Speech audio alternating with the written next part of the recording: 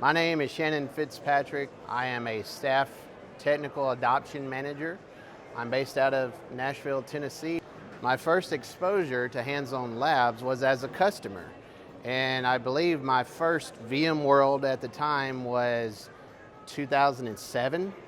And I was just amazed that, here I could come and use the products that I actually wanted to implement in my environment, but be able to get some hands-on experience before I ever deployed it.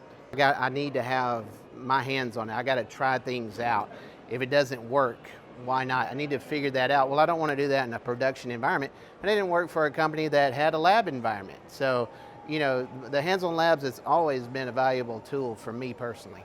I'm working on the VCF Operations 2501-01, which is the getting started, and then also the 2501-02, which is kind of the next level, a little more advanced topics.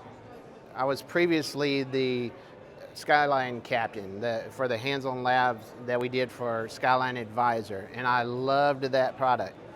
But with VCF 5.2, you're able to see VCF diagnostics. I can check certificates that are about to expire. And I know me as a customer, that was something that, I never had any visibility into.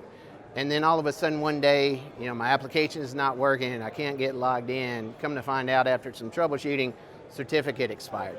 Well, I can actually see that in a dashboard in VCF Diagnostics inside of VCF Operations.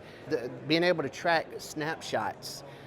How many snapshots does this VM have?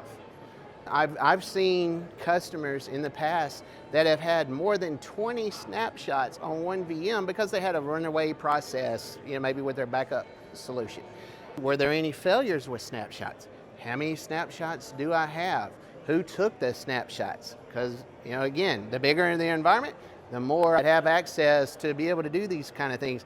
And this, with VCF Diagnostics, I can easily track where my problem points are and be able to go and resolve them before this really becomes an issue in my production environment. I've heard a lot of feedback from customers how important hands-on labs are, because it gives them an environment to go and try some of the new products, try the interface, to get comfortable with it before they ever implement it in their environment. And if something goes wrong, you exit out of the lab and you start another one. As constrained as hardware and resources are in environments, that's invaluable, because it really gives them that opportunity to see what it looks like, to have that hands-on feel before they ever put it in their environment. Please, go take a lab.